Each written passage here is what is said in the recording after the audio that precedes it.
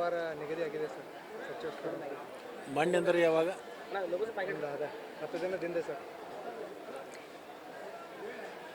ಸುಮಾರು 10 ದಿನಗಳ ಹಿಂದೆ ಡೆಲ್ಲಿಗೆ ಹೋದದ್ದು ನಿಜ.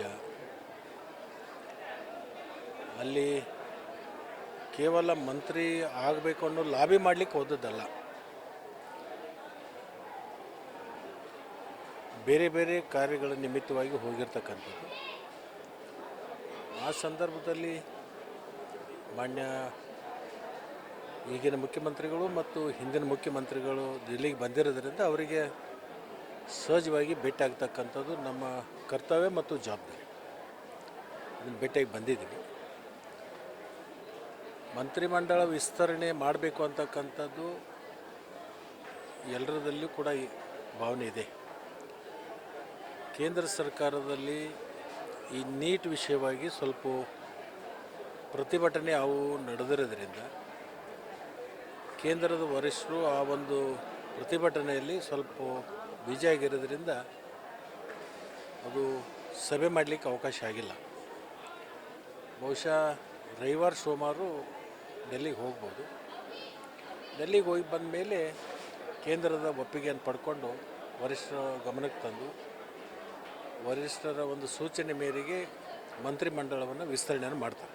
ಬಹುತೇಕ ಫಿಕ್ಸ್ ಆಗಿದೆ ಸರ್. ನನಗೆ ಹೆಸರು ಕೇಳಿ ಬರ್ತಾ ಇದೆ, ನಮ್ಮದು ಪಟ್ಟಿ ಇಲ್ಲ. ನಿಮ್ಮ ಮಾಧ್ಯಮದವರನ್ನೇ ಭಾಳಷ್ಟು ಜನರದ್ದು ಈಗಾಗಲೇ ಪ್ರಕಟ ಮಾಡ್ತಾ ಇದ್ದೀರಿ. ಅದು ಮಾಧ್ಯಮದಲ್ಲಿ ಅನೇಕ ಶಾಸಕರ ಹೆಸರುಗಳು ಕೂಡ ಬರ್ತಾ ಇದ್ದನ್ನು ನಾನು ನೋಡಿದ್ದೀನಿ. ನನ್ನ ಹೆಸರು ನೀವು ಪ್ರಕಟ ಮಾಡಿದ್ದೀರಿ. ಬಟ್ ಕೇಂದ್ರದ ವರಿಷ್ಠರು ಮತ್ತು ಮುಖ್ಯಮಂತ್ರಿಗಳು, ಮಾಜಿ ಮುಖ್ಯಮಂತ್ರಿಗಳು, ರಾಜ್ಯಾಧ್ಯಕ್ಷರು ಕೂಡ ಏನು ತೀರ್ಮಾನ ಮಾಡ್ತಾರೆ ಅದು ಅಂತಿಮವಾಗಿರ್ತಕ್ಕಂಥ. ಮತಕ್ಷೇತ್ರದ ಜನರು ಕೂಡ ನಿರೀಕ್ಷೆ ಇದೆ. ಮತಕ್ಷೇತ್ರದ ಜನರು ನಿರೀಕ್ಷೆ ಇದೆ, ನಿನ್ನ ನಿರೀಕ್ಷೆನೂ ಇದೆ. ನಿನ್ನ ಅಭಿಪ್ರಾಯ ಏನು?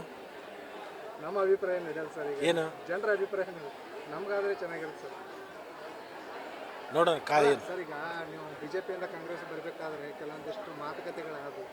ನಿಮಗೂ ಕೂಡ ಸಚಿವ ಸ್ಥಾನ ಕೊಡ್ತೀನಿ ಅಂತೇಳಿ ಮಾತುಗಳು ಇದ್ದವು ಅಂತೇಳಿ ಜನರು ಮಾತಾಡ್ತಾ ಇದ್ದಾರೆ ಸರ್. ಜನರು ಮಾತಾಡ್ತಾ ಇದ್ದಾರೆ. ನಾವೇನು ಮಾತಾಡಿದ ಅನ್ನೋದು ನಿನಗೆ ಗೊತ್ತಿಲ್ಲಲ್ಲ, ಜನರಿಗೂ ಗೊತ್ತಿಲ್ಲಲ್ಲ. ಜನರಿಗೆ ಬೇಕಾಗಿರೋದು ಅದೇ ಸರ್. ಈಗ ಏನು ಸಿಗ್ಬೋದಾ ಶಾಸಕರಿಗೆ ಸಚಿವ ಸ್ಥಾನ? ಕಾಯಿರಿ, ಒಂದು ವಾರ ಕಾಯಿರಿ. ಎಲ್ಲರೂ ನಿಮಗೂ ನಿಮ್ಮ ಪ್ರಶ್ನೆಗಳಿಗೆ ಎಲ್ಲದಕ್ಕೂ ಉತ್ತರ ಸಿಗುತ್ತೆ.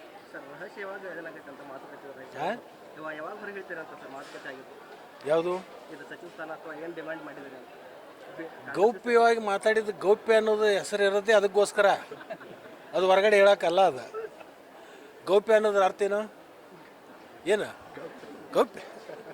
ಅದು ಹೊರಗಡೆ ಹೇಳೋಕ್ಕಲ್ಲ ಅದು. ಸರ್, ಈಗಾಗಲೇ ನೀಟ್ ವಿಷಯಕ್ಕೆ ಸಂಬಂಧಪಟ್ಟಂಗೆ ಪ್ರತಿಭಟನೆ ಮಾಡ್ತಾ ಇದ್ದಾರೆ. ಈ ಒಂದು ಪ್ರತಿಭಟನೆಯ ಪರಿಣಾಮದಿಂದ ಇವತ್ತು ಕೇಂದ್ರ ಸರ್ಕಾರ ಸೋಮವಾರ ಒಂದು ಹೊಸ ಕಾನೂನನ್ನು ಜಾರಿಗೆ ತರಲಿಕ್ಕೆ ಇವತ್ತು ಆಗ್ತಾಯಿದೆ. ಭಾಳ ದಿವಸದ ಹಿಂದೆ ಮಾಡಬೇಕಾಗಿತ್ತು. ಇವತ್ತೇನು ಕೇಂದ್ರ ಸರ್ಕಾರ ಕೆಲವೊಂದು ಸ್ಟ್ಯಾಂಡ್ಗಳನ್ನು ತಗೊಂಡಿದೆ, ಇದು ಒಂದು ತಿಂಗಳ ಹಿಂದೆ ತೊಗೋಬೇಕಿತ್ತು. ಈ ಬಿಸಿ ಈಗ ತಟ್ಟಿರೋದ್ರಿಂದ ಇದನ್ನೊಂದು ತೊಗೊಂಡ್ರು ಅಂತ ನನಗೆ ಅನಿಸುತ್ತೆ. ಯಾವಾಗ ಒಂದು ಸುಮಾರು 20-21 ಜನ ವಿದ್ಯಾರ್ಥಿಗಳು ಆತ್ಮಹತ್ಯೆ ಮಾಡ್ಕೊಂಡ್ರಲ್ಲ, ಇದರ ತೀವ್ರತೆ ಅವಾಗ ಅರ್ಥ ಮಾಡ್ಕೋಬೇಕಾಗಿತ್ತು. ಇದು ಕೇಂದ್ರ ಸರ್ಕಾರದ ವಿಳಂಬ ನೀತಿಯಿಂದನೇ ಇವತ್ತು ಯುವ ಜನಾಂಗ ಆಕ್ರೋಶಕ್ಕೆ ಒಳಗಾಗಿರ್ತಕ್ಕಂಥದ್ದು. ನಿನಗೆ ಅನ್ಯಾಯ ಆದಾಗ ಅನ್ಯಾಯವನ್ನು ತಕ್ಷಣಕ್ಕೆ ನಾವು ಸರಿ ಮಾಡದೇ ಇದ್ದರೆ ನಿನ್ನಲ್ಲಿ ಆಕ್ರೋಶ ಪ್ರಾರಂಭ ಆಗುತ್ತೆ. ಸರ್, ಎಲ್ಲೊಂದು ಕಡೆ ಆಕ್ರೋಶ ಆದಮೇಲೆ ಇವ್ರು ಎಚ್ಚೆತ್ಕೊಳ್ತಾರೆ ಅನ್ನಂಗೆ ಸರ್ ಸೆಂಟ್ರಲ್ ಗೌರ್ಮೆಂಟ್. ಇದನ್ನು ನಾನು ಹೇಳಬೇಕಾ? ಇದನ್ನು ಇಡೀ ದೇಶನೇ ಮಾತಾಡ್ತಾ ಇದೆ, ನಾನೊಬ್ಬನೇ ಹೇಳ್ತಾ ಇಲ್ಲ. ಅದೇ ಸರ್, ಈ ವಿಳಂಬ ಆಗಿರೋದ್ರಿಂದನೇ ಈ ಆಕ್ರೋಶ ಎತ್ತು ಆಕ್ರೋಚಿಗಳು ಬಂದವು, ಕಾಕ್ರೋಚ್ಗಳು. ಹೌದಿಲ್ಲ? ಇದು ತಕ್ಷಣಕ್ಕೆ ಈ ಕ್ರಮ ತಗೊಂಡಿದ್ರೆ ಯಾರು ಆತ್ಮಹತ್ಯೆ ಮಾಡ್ಕೊಂಡಿದ್ರು ಅವ್ರಿಗೆ ₹1 ಕೋಟಿ ಪರಿಹಾರ, ಯಾರು ಇದರಲ್ಲಿ ಶಾಮೀಲಾಗಿದ್ದಾರೆ ಅವರಿಗೆ ತಕ್ಷಣ ಅವರನ್ನು ಬಂಧಿಸಿ ಅವರನ್ನು ಜೈಲಿಗೆ ಹಾಕಿ ತನಿಖೆ ಮಾಡಿ ಕಠಿಣವಾಗಿರ್ತಕ್ಕಂಥ ಶಿಕ್ಷೆಯನ್ನು ಕೊಡ್ತಕ್ಕಂಥದ್ದು ತಕ್ಷಣಕ್ಕೆ ಅವತ್ತೇನು ಮಾಡಿದರೆ ಈ ಪರಿಣಾಮವನ್ನು ಎದುರಿಸ್ತಕ್ಕಂಥ ಸಂದರ್ಭ ಕೇಂದ್ರ ಸರ್ಕಾರಕ್ಕೆ ಬರಲಿತ್ತಿರಲಿಲ್ಲ ಅಂಥೇಳಿ ನನ್ನ ಭಾವನೆ. BJP ಅವರು ಪ್ರತಿಭಟನೆ ಮಾಡ್ತಾ ಇದ್ದಾರೆ ಸರ್ ಕಾಂಗ್ರೆಸ್ ವಿರುದ್ಧ.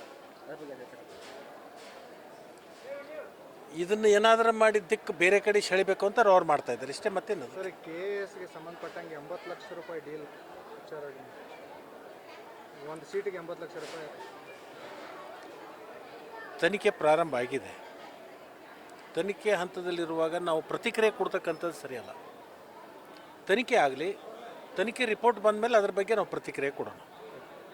ತನಿಖೆ ಹಂತದಲ್ಲಿ ನಾವು ಪ್ರತಿಕ್ರಿಯೆಗಳನ್ನು ಕೊಡ್ತಕ್ಕಂಥದ್ದು ಸರಿಯಲ್ಲ ಅಂತ ನನ್ನ ಭಾವನೆ. ಸರ್